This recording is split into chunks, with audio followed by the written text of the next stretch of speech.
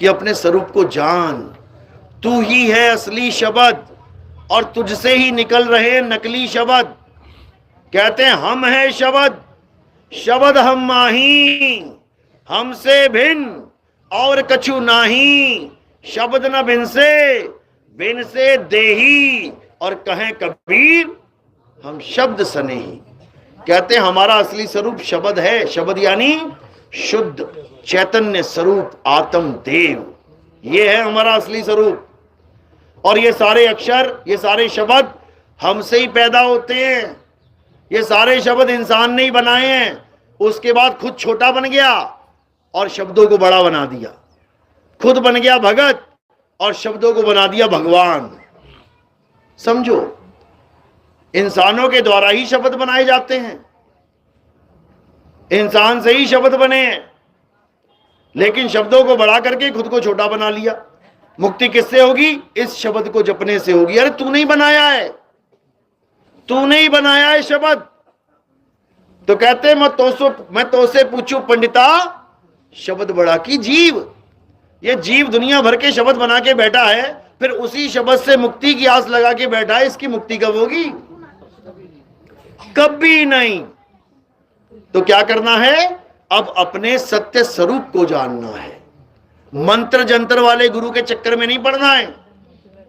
अरे घर घर मंत्र देत फिरत हैं माया के अभिमाना, और गुरुआ सहित शिष्य सब बूढ़े। अंत काल पछताना साधो देखो ये जग बौराना। ये जितने मंत्र देने वाले गुरु हैं, कहते हैं ये तुम्हें बर्बाद कर देंगे। तो क्या करना है? अब स्वरूप सिद्ध गुरु को धारण करना है। जो स्वरूप जानता है वही तुम्हारा कल्याण कर सकता है, अन्यथा कोई नहीं कर सकता। कहते गुरुआ तो घर घर फिरे, कौड़ी केर 50, और अपने रूप की खबर नहीं, शिष्य करण की आस। कहते हैं अपने रूप की खबर नहीं है, खुद को नहीं पहचानता कि मेरा स्वरूप क्या है, और मंत्र दे दे के चेला बनाने में लगा हुआ। लाखों करोड़ों चेले बना लिए इन मंत्र वालों ने, लेकिन ये ना तो अपने स्वरूप को जानते हैं, ना ही चेले को उसका स्वरूप लखा सकते हैं। इन दोनों की दुर्गति होने वाली है। तो साहिब समझाते हैं कि झूठा गुरु अजगर बना, 184 जाए, और सारी संगत चींटी बनी, तोड़ तोड़ के खाए। ये जितने भी अधूरा ज्ञान देने वाले गुरु हैं, इनकी दुर्गति क्या होती है? एक होता है असली डॉक्टर, एक होता है नीम हकीम खतराए जान। होता वो भी डॉक्टर ही है, लोग उसको भी डॉक्टर साहब कर रहे हैं। वो भी पुड़िया बांध बांध के खिला रहा है लोगों को, अच्छा धंधा चल रहा है। लेकिन जैसे ही एक केस खराब हो जाता है, मर गया बच्चा, अब क्या होगा? अब शटर डाउन, ताला लगाया और बंदा अंडरग्राउंड, बंदा गायब हो जाता है। अब डॉक्टर साहब का आता पता नहीं कहां चले गए। इसी प्रकार जो अधूरे गुरु होते हैं और जो जीवों को नाम मंत्र देते हैं, नाम जाप देते हैं, उनकी दुर्गति क्या होती है?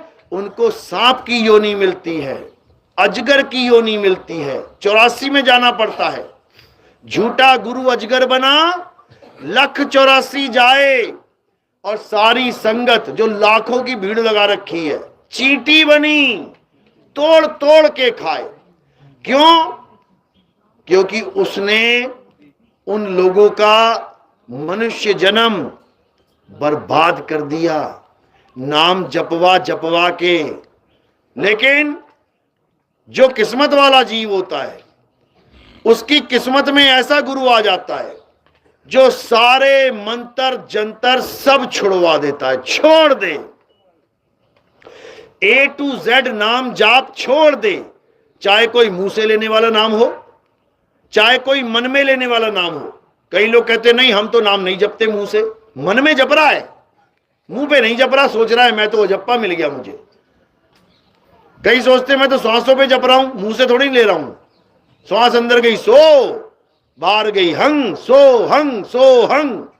कहते मैं तो नहीं जप रहा नाम, मैं तो अजपा जाप करता हूं। अरे अजपा जाप रहा कहां वो जब जप ही लिया तो? अजपा वो होता है जिसे जपा ही नहीं जा सकता। और जब तुमने जप ही लिया सोहंग सोहंग, तो अजपा कहां रह गया? वो अजपा नहीं रह गया। कई लोग कानों में उंगलियां डलवा देते हैं, 5 धुनें सुनो, 5 धुनें। पूछो धुनें क्या होती है? धुन ही परमात्मा है। अच्छा 5 परमात्मा है क्या? वो 5 परमात्मा बता रहे हैं। धुन परमात्मा है, इसमें कोई शक नहीं, लेकिन 5 धुनें परमात्मा है, इसमें 100% शक है, क्योंकि ये नहीं है। ये 5 धुनें क्या हैं? बड़े बड़े पंथ, राधा स्वामी जैसे पंथ, ये 5 धुनों का ज्ञान देते हैं। बड़े बड़े पंथ हैं, करोड़ों लोग जुड़े हुए हैं, इन्हीं 5 धुनों में सारा जीवन बर्बाद करके चले जाते हैं। अब ये 5 धुनें हैं क्या? कबीर साहब समझा रहे हैं वाणी में। अनहद बाज, इसको अनहद बाजा कहते हैं। अनहद बाजा जम का थाना, 5 तत्व करे घमसाना। अनहद बाजा विधि विधि बाजे, सार शब्द न्यारी धुन गाजे। कहते हैं जो कानों में उंगलियां डाल के अनहद नाद सुनते हैं, उन आवाजों को सुनते हैं जो इन्हीं 5 तत्वों की 5 आवाजें हैं। कभी शंख सुनाई देगा, कभी घंटा सुनाई देगा, कभी वीणा सुनाई देगी, कभी सारंगी सुनाई देगी, कभी बांसुरी सुनाई देगी। इसी में मस्त हो जाएगा जीव, और कहां चला जाएगा? जम के थाने में। जैसे पुलिस वालों का थाना होता है ना, बैठा लिया, आजा बैठ जा बेटा, करते तेरा इलाज। इसी प्रकार जमराजा ने भी थाना बना रखा है। अनहद बाजा सुना के बड़े बड़े योगियों को इधर बैठा लेता है, आजा बेटा तेरा काम हो लिया। लेकिन कबीर साहब क्या बोलते हैं चेताने के लिए कि ये सारे जाप, ये अजपा जाप और ये अनहद नाद, ये सब नाशवान हैं। अरे जाप मरे, अजपा मरे, अनहद भी मर जाए, और सूरत समाए शब्द में वाको काल ना खाए। ये सूरत क्या है, शब्द क्या है, ये तब समझ में आता है जब तुम्हारे जीवन में भेदी गुरु आता है। सूरत क्या है? तुम्हारा ध्यान कहां फंसा है? संसार में। कहां लगाना है? शब्द गुरु के चरणों में। तो कह रहे सूरत फंसी संसार में, तासे पर गई दूर। सूरत बांध स्थिर करो, 8 पहर हुजूर। जब तुम्हारे जीवन में सच्चा गुरु आएगा तो वो ये 1 घंटा 2 घंटा 4 घंटे वाला नाम नहीं देगा कि बेटा सुबह उठ के 2 घंटा राम राम किया करो। ये काम नहीं रहेगा फिर कि शाम को टाइम मिले तो बैठ जाया करो भजन में। ये वाला गुरु नहीं मिलेगा। जब सच्चा गुरु मिलेगा तो क्या बनेगा? 24 घंटे का सिमरन बनेगा, 8 पहर का। 8 पहर तुम उस मालिक को याद कर पाओगे बिना कोई भी स्पेशल काम किए। जैसे आंख बंद करके बैठना, नहीं बैठना पड़ेगा। कान बंद करके बैठना, नहीं बैठना पड़ेगा। आरती थाली घुमाना, मंदिर जाना, मस्जिद जाना, गुरुद्वारे जाना, कहीं नहीं जाना पड़ेगा। कोई मंत्र जपना, कुछ नहीं जपना पड़ेगा। कोई क्रिया करना, श्वासों पे ध्यान लगाना, नहीं लगाना पड़ेगा। चक्र जागरण करना, श्वास चक्र, मूल चक्र, नाभि चक्र, कंठ, नहीं करना पड़ेगा। हर चीज खत्म, केवल एक चीज रह जाएगी शेष। वो क्या है? सूरत शब्द योग। यानी तुम्हारा ध्यान उस शब्द गुरु में कैसे लगना है वो तुम्हें पता लग जाएगा, और अंत समय में तुम उसमें समा जाओगे। जाप मरे, अजपा मरे, अनहद भी मर जाए, सूरत समाए शब्द में, वाको काल ना खाए। फिर तुम्हें जन्म मरण का रोग खत्म हो जाएगा तुम्हारा, और तुम सदा सदा के लिए मुक्त हो जाओगे, और तुम्हारे सारे बंधन टूट जाएंगे। अब तुम परमात्मा का ही स्वरूप हो जाओगे। 2 नहीं रहोगे कि तुम और तुम्हारा परमात्मा आमने सामने खड़ा होगा, नहीं खड़ा होगा। तुम ही परमात्मा हो जाओगे। जैसे गंगा नदी समुद्र में गिर गई तो समुंदर ही हो गई, इसी प्रकार सूरत समाए शब्द में, गंगा समाए समुद्र में तो क्या बन गई? समुंदर। और सूरत समाए शब्द में तो क्या बन गया? शब्द। फिर तुम ही शब्द हो, तुम्हारे सिवा कुछ नहीं रहेगा। सब खेल खत्म, सारा आना जाना खत्म। मेरी बात समझ में आ रही है? किस किस के समझ में आ रही है? हाथ खड़ा करो जरा। बहुत अच्छी आ रही है। क्या बात है, बहुत बढ़िया, बहुत बढ़िया। आज बीज डल गया यानी खेत में, आज बीज डल गया खेत में, अब धीरे धीरे धीरे मौसम बनेगा, बारिश आएगी, उसके बाद अंकुर फूटेगा, पौधा निकलेगा, पेड़ बनेगा, तो फल मिलेगा। तो अब इंतजार करो कब फल मिलता है। हाँ, तब तक के लिए, क्योंकि आजकल समय बहुत प्रबल है, काल भगवान बहुत एक्टिवेट है, तुम्हें कोई सच की बात बताता है, इतने में 4 झूठे आ जाते हैं, अरे बकवास कर रहा था, फालतू की, जाने दे यार, नाम जाप भी छोड़ने की चीज है, सारी दुनिया नाम जपती है, बकवास करता है, छोड़। तुम कहोगे हाँ यार बात तो सही कर रहा है भाई। यही होता है, यही होता है।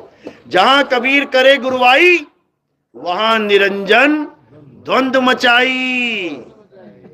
द्वंद मचा देगा वो आके, किसका सत्संग सुनाई, बकवास कर रहा था वो इतनी देर से फालतू की, और तुम लोग तालियां बजा रहे थे। अब क्या करना है, अब तुमने रोज सत्संग सुनना है। कैसे सुनोगे, रोज आऊंगा क्या जज्जर? अब YouTube पे सुनो, खूब गाने सुन लिए, खूब कॉमेडी सुन ली हरियाणवी, मैं भी सुन लेता हूं कभी कभी, बहुत बढ़िया है। लेकिन अब सत्संग सुनना है। सत्संग कैसे सुनोगे? नितिन दास के सत्संग लिखना है आपने, YouTube पे बच्चों को बोल देना नितिन दास के सत्संग, या फिर कहत कबीर सुनो भाई साधो नितिन दास, बस इतना लिख देना। हमारे सत्संग आने चालू हो जाएंगे, मेरी फोटो लगी होगी वहां पे, आप उसको सुनना शुरू कर देना, देखना शुरू कर देना। धीरे धीरे धीरे धीरे तुम्हें सब कुछ समझ में आने लग जाएगा कि इस दुनिया में तुम क्या करने आए थे और क्या नहीं करने आए थे। जो नहीं करना था वो करने लग गए, और जो करना था वो नहीं कर रहे हो, इसीलिए दुविधा में पड़े हो। चलो, तो आज का सत्संग यही समाप्त करते हैं। बोलिए परमपिता परमात्मा की, सदगुरु बंदी छोड़ कबीर साहेब की, सभी संतों की, सभी भक्तों की, आज के आनंद की, सकल हंस को बंदगी, साहेब बंदगी, सतनाम। हमारे यहाँ आरती होती है, अब आरती होगी। हमारे आरती होती है, आरती किसकी होती है? हमारे यहाँ आरती किसी मूर्ति की, फोटो की, कैलेंडर की, किसी की नहीं होती, जड़ वस्तु की आरती नहीं होती। हमारे यहाँ किसकी आरती होती है? हमारे यहाँ जीवित गुरु की आरती होती है, हमारे यहाँ आत्म देव की आरती होती है, हमारे यहाँ चेतन की आरती होती है। तो किसकी आरती होगी? आत्मा की आरती होगी। मेरे पास आत्मा है, मेरे पास आत्मा है, थैंक यू। उसी आत्मा की आरती होगी। कैसे करनी है आत्मा की आरती? आज तक शरीरों की आरतियां तो बहुत करी हैं, आज आत्मा की आरती कैसे करते हैं सीख लो। क्या करना है? थोड़े से फूल उठाने हैं और कहां रख देने हैं? मेरे सिर के ऊपर, ये रख दिए। ये सिर के ऊपर क्यों रखे? क्योंकि पैर के अंगूठे से लेके सिर की चोटी तक ये क्या दिखाई दे रहा है? नाशवान शरीर। और हमने नाशवान शरीर की नहीं, हमने आत्म देव की आरती करनी है। तो हमने ये फूल कहां समर्पित कर दिए? शरीर से परे। जब शरीर से परे समर्पित कर दिए तो ये आत्मा के चरणों में समर्पित हो जाते हैं, आत्म देव के चरणों में समर्पित हो जाते हैं। तो आपने सिर के ऊपर फूल रखने हैं। जो भी आरती करना चाहेगा, कोई बंधन नहीं है, और कोई सेवा में कुछ प्रचार में योगदान करना चाहेगा तो वो केवल चरणों में रखना है, ये आश्रम का नियम है। चलो अब आरती लगा लो। जय जय सत्य कबीर।